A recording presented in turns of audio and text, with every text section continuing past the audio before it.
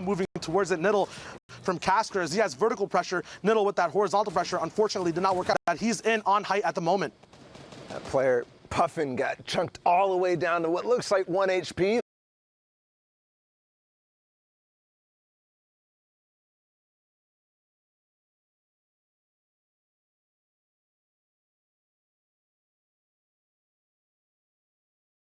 Top, Casker's coming straight down. Assault is going to take care of Puffin as he was low HP. And now in the zone, Casker looking to find it. We're getting down to those final seconds of this zone. Casker versus Assault. Here comes the ramp out into the zone. He does get a shot. Now it's Assault with the HP advantage. 18 points in that game. Amazing control of knowing when to drop down, when to stay up. Casker playing that insurance. We talked about it with balls, but even as a duo, being sure you're split up and covering for each other's losses will always net you that win at the end. And I'm already just giggling to myself right here because Tim the Tat in the Fortnite community as well is the content creators versus the competitive players and their success in getting games done, getting those qualifying spots secured. Blue damage coming out from Tim. Not enough dynamic building, in a bad position. He gets beamed down, but the pressure's still coming in from Tim as he bobs down on metal tarps with his dual Wildcat. These guys are going to be showing everyone else that, hey, even though I stream Fortnite for fun a lot of the time throughout the day and make dope content, I can hang out with the big dogs as well and pop off when the moment's right. Hey, they were classic animal aspect, right wall, left wall. Showdown there on that other duo that they just cleaned up in record time. Not sure where the other individual is, but it's just big pop-off moments. So maybe they learned something at the Pro-Am, right? Absolutely. That high-pressure, high-stakes situation, they played on that stage that a lot of these players are vying and fighting to get on at the end of July. Absolutely. You talk about high pressure. Now we're on high ground where the pressure is very different, as this is the moment where you have to capitalize, make sure you get as many eliminations and pick up your points where you can, because it's not only about winning games. You have to be dynamic enough to pick up on advantages, get those elim points, get a nice 50-50 split on what you're doing. You can't just be complacent and play these games bopping and Ghost is lost. Up top shooting at, oh, never mind. Can they get that beam off the sky? Yes, they do, as he comes rocketing down to the ground, landing below. We'll see who picks up that loot in just a second.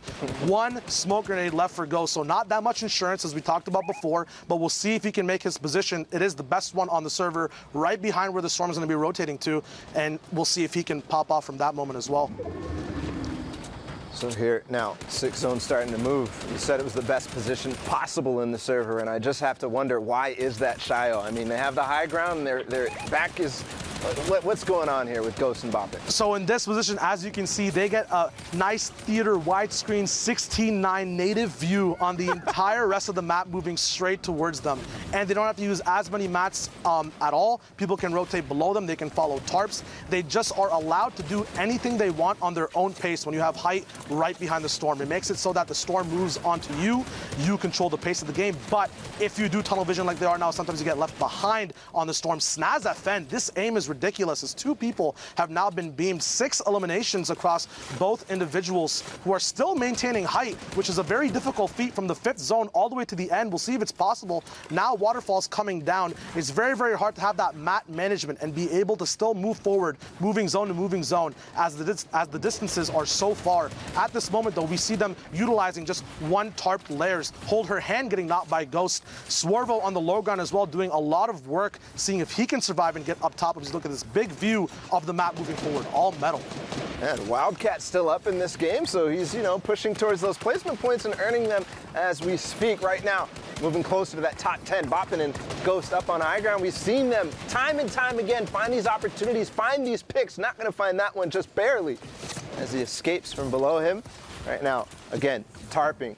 Being efficient with their materials. They're still lasting a little bit longer, but each time they get knocked out, they get reset. They have to refresh and figure out what they want to do. Not a single one of their eliminations they have gotten the spoils from, the materials to refresh up on. Absolutely. I feel relaxed looking at this right now. It looks like these guys are just low effort aiming. The server is just moving towards them because their position is just so good. A lot of connects coming in as well. There's going to be a mountain that people have to move up on. Boppin instantly seeing that, it moves up. Awesome game sense there. He connects. Now they have an entire choke line on everyone else at the bottom of this side of the server. They can end the game before the 9th zone even shows itself. And I love what they're doing here. You talked about Boppin getting that mountain, getting the connection here, but Ghost is just staying down below. He knows the conditions of the server. He knows it's running dry on players, so they're making sure that they maximize all of the eliminations they can get, all the potential they can get out of the server. And I think they're going to clean up here, Shio, as they take out one more in Cam, one more player for them to find. This awesome positioning by both people, spreading apart, then coming together on pinches. Now they're going to fight together. No reason to give the individual Keen 2 1v1s and risk that win. A big tarp coming through all the mats. They finally got some fruition from their eliminations. We'll see if Keen can pull a Savage and Shadow up. He's trying to. Not possible. They're bopping, coming out with a donkey laugh. Easy claps from this duo right now. Keen still working at it. Ghost has lost. Very awesome and smart play there, going for that last elimination point, making sure these guys have everything from this game possible. Just a perfect 5th to 9th zone height hold and awesome win at the end of the day. And timing was everything there. They already blocked him out. You saw he tried to shadow out, but he didn't find any opportunities to get out from under that carpet that they made. It was so wide, so strong. And you know, by the time that he ran out of HP, by the time he was about to go to the zone, they made sure they capitalized and got that last elimination. Absolutely. I'm seeing something a little bit odd here. I see Riversan on NA East. The East servers. Hello. And, you know, not with his normal partner at all. Anthony, this is a new one for week 10. Absolutely. You talk about week 10 pressure. You know, it makes people make these not maybe drastic, but interesting and duos coming together. We'll see if they can use their position as a pivot point to make sure the entire server answers to them, just like we saw from the last game, Bala. And Anthony is one of those players that was severely, very, very hyped going into back at TwitchCon all the way back then in last fall. It's almost a year now since then. That's pretty crazy to think about. His partner Joseph splitting up now and, you know, going with Riversan here, and Riversan obviously possibly moving to the East Coast for this. Absolutely. Or playing on that West Ping regardless. Big beams coming in as we talk about playing offer utility. Bolt Glace going down to this insane Munch Wombo combo. We talk about positioning as well as Anthony stays up top, letting Riverson stay in the fray of the fight, but providing support as well from just one level above. And they have that pyramid and floor edit as well. It's going to be impossible for those individuals who just went down to do anything for defense. But, you know, Riverson looked as the role model of the West community. A lot of people learn a lot from watching his VODs and his streams. We'll see what he can do on East. Right now, it's still perfect stuff. Maybe he switched up for his ping as well. But if he is playing on 60, it looks really good. Looks good indeed. Now moving on to another duo that definitely looks good. It's Commandment and High Sky. Commandment obviously qualifying in the first week of solos. Not yet qualifying in duos. This partner High Sky right here. I also saw in the background Snood and Thwifo, who had a very, very great performance in week 8. And Snood, one of those guys who, you know, was just barely making it week after week after week. So last opportunity here. You have that rift to go. That's going to get them very far in this game. Yeah, they actually choose, I think, to take the jump pad instead. It might have been an enemy rift. High Sky being the one who also had a very, very awesome Blackheart performance. We'll see if he can replicate that in this moment as well. First place. Yeah, first place. It was amazing. VOD reviewed that, learned. We'll see if that reload might come in the way of the beam. It does, unfortunately. No damage going down as he's in brick. Has the rift and smokes as well as Commitment now gets up with his bandages. A big shot coming off on Warrior. That's a lot of good stuff earned by High Sky there. And you have to actually notice and take note of how he actually pulled out his rift. He was like, let's go, I'm ready for this. But then starting to, you know, realize exactly what needs to go on. Commandment gets beamed down, but he waited that last extra second to get that elimination. But thankfully for Commandment, at 1 HP, Shio, he does have the minis and the bandages to recover it. After week 6, people understood that white health is something you have to prioritize so much, especially with the storm flip coming in throughout this whole week. It was just recently disabled for week 10, so people might still be on that bandwagon of holding that white health as for patterns when you practice and then you play again. He's very thankful for that right now, Commandment, because he has those white HPs somehow finding each other in the same box after smokes. It's so hard to locate a good path to move around in, but now Commandment looking for anything to capitalize on. Big beams coming down, 272. The entire blue shield gets broken from that low ground commando skin. Fami finally going down to the storm actually after that beam. We'll see if these guys can smoke again, stick together. Balls everywhere as well. They're going to be dropping down to the low ground. This is the best option for people trying to stick together, but the riskiest after it's done because you have to now make an entire new development of your own layer, your own boxes to get enough pressure to capitalize on through the rest of the game. Now Commandment going down to low ground here with High Sky. I'm curious what's in High Sky's inventory because we haven't seen them swap any sort of heals or anything like that yet. but Commandment did get that siphon from the player who went down the zone, but hold on. Explode's coming in from the side. They back up together. Now Shadow's going in again. So, Shio, you've VOD reviewed all these situations many, many times. Look what happened here to Commandment. Playing low ground in these situations end up being so risky, but also potentially rewarding as he picks up one more elimination.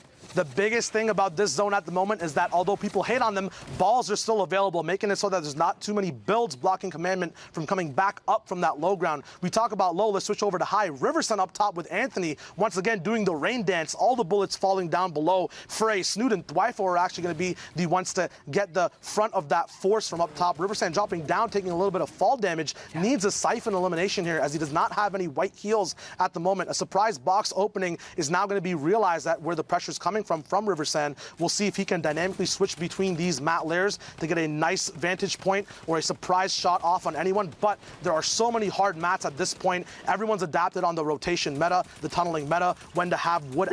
Any sort of gap where he can find an opportunity. There does get a little bit of a shield tag, but still nothing yet. As you talked about, the hard mats being so useful for these players down on low ground. Now getting up close and personal, that's Thwyfo who goes down, so Snood now left on his lonesome.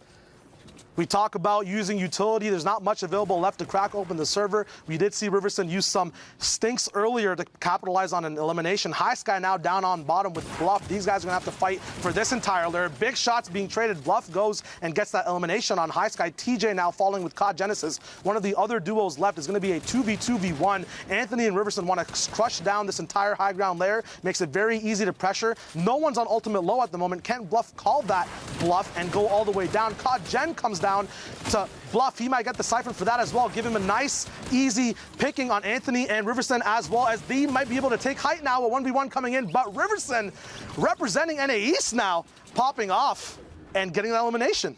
Switching coasts, and I think that was a perfect, opportunity to talk about their chemistry there in the last moments. That timing by Anthony and Riverson to come down right on top of all the duos, right as they all felt within each other, all of them trading shots together, and then they just come in and clean up. That's all they needed to do. Absolutely, just stick on the same page, not one person building and one person shooting, 2 shots coming in, and a nice 1-for-2 trade there, or 2-for-1 trade, netting them the win. We now have Zofer chilling on, once again, a Polar Peak lair. Looks like every region is now having their own respective biome to play in. We saw EU with a lot of guys or Northeast games. We'll see if the filter, the great filter, can be overcome this time as Thick Boy Uravs and 99 Zofer see if they can hold off on this pressure. The wall replaces. You're never sure how much ping your enemy has, how much you have. Ooh. A big trap placement coming in. B-Man going down. No secret there, as the whole server now knows the mistakes they've made on that push. That was a crazy prediction there by Zofer to realize, hey, he's pressuring my roof. He maybe got a roof or two or whatever, but then realizing he's going to drop down on my wall next. I'm going to go ahead and preemptively place this trap. And he fell right into it. The grind that these players do, Atlantis to Duo Arena to these big pro scrims, you'll be facing so many people and identifying so many patterns that sometimes it's just second nature to predict things that just work out for you all the time as well. Sheep and Family now on the top of Polar Peak. Speaking of second nature, I mean, we're in the box fight era right now, so that is exactly true. As Sheep and Famhood with the high ground on Polar Peak, they're trying to control this entire thing. They're trying to control that edge, and it could be so valuable for them. No, I'm gonna go ahead and dive down. At the moment, not Panda, not in his natural climate. Gonna get frosted over by Sheep, who's gonna survive with that big wolf fur all over his body. These misfits up top gonna make sure they're gonna do a little bit of mischievous things to the rest of the server as well. 4D, Raz, and Vorpal though, sneaky right below. Not sure if Famwood and Sheep know where they are. Famwood making sure he has some insurance just in case the zone does bounce back. It's actually looking like it is gonna go a little bit behind them. They have that prime position once again. You just mentioned the insurance right there. What Famhood did was actually connect to the side of Polar Peak so that he makes sure, hey, Raz and Vorpal, I know you guys are down there. I know we landed on your base, but this is our real estate now. If you want to go ahead and make edit plays, no, you can't. I bought it. The Fortnite housing market has some beef in it right now. We'll see if these guys can figure it out, up that property value. Gonna look at low ground right now. Once again, these people getting caught on the backside of zone, maybe using that rift a little bit too late, all the way up top. Postic taking an elim out on Tyler's. Tyler's now getting knocked after that. The sacrifice you make on low ground sometimes can be too much to give you any advantages as well. A stink grenade coming out on the follow-up. Axiom perfect gets math. Yeah. Right? He's doing it in his head right now. He knows exactly what he hit that player for. He saw the white damage come through. He did the math. He did the addition. He knows one stink is going to take you out. So perfect recognition here. They took out Painful's teammate a second ago, but no, I thought he was going to go ahead right through the back of that. It's going off the side of Polar right now, and we know who's up on top. It's still Famhood and Sheep continuing to hold that real estate. The big thing about this Polar mountain, especially when you're playing on the side of it, is it always gives you natural ground to connect to on the mid-ground tarp layer. So that's going to be very, very important for all these teams who are going to be looking for shots above and below. Trying to shoot up from mid-ground is always a big risk, as you can get knocked down from below you, but now that can be opened up. So Sheep is being very, very meticulous about where he looks at, focusing a lot of his attention on the low ground layers, because he knows that this position might be a little bit more vulnerable than usual. Big shots coming out on him, but he has a lot of shields and a rift as well, just in case things do hit the fan. We'll see if he has to use it at all, dropping in Storm to now waterfall down. Once again, dope mat management. He's going to be using one mat all the time to fall, making sure he falls diagonally to make sure he saves on a mat from a tarp switch as well, which is really, really nice. One elim amongst this duo, though, so the capitalization on points might not be there yet, but there are 20 individuals left alive, 12 duos. That first placement point comes in, and we'll see if they can get more points all the way up to the Vic Roy. I really like what they're doing here, moving so slowly forward. Does find Raz, who's below him all that time before, but slowly going in on the edge, really making it so that people don't realize that they're a threat, that they're up there, that they have high ground, and they're owning the game right now. Famhood still looking for those opportunities, just like you said. I think he's going to find one more as these players decide to fight. Couple in the zone. He does find KZ, but falls all the way down, unfortunately, going all the way down to 21 HP, and I already see a problem here because there's stink grenades in play, really, up on high ground. Stink grenades in play on height is one of the most dangerous things, because sometimes you can't even build higher. It's a lot worse for you at the end of the day. Wall replaces coming in. Dynamic Menace goes down. The 2-tap coming in.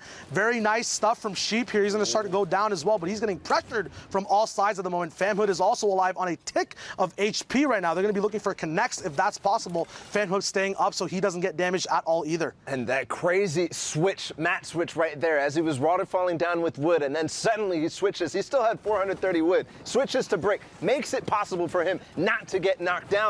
And I'm seeing a bunch of names down here that we started with. We saw Urav's Posick, and then Bumpa and Slappy, who each week we have been coming back to, and they've been getting better and better as they've started their journey as a duo together.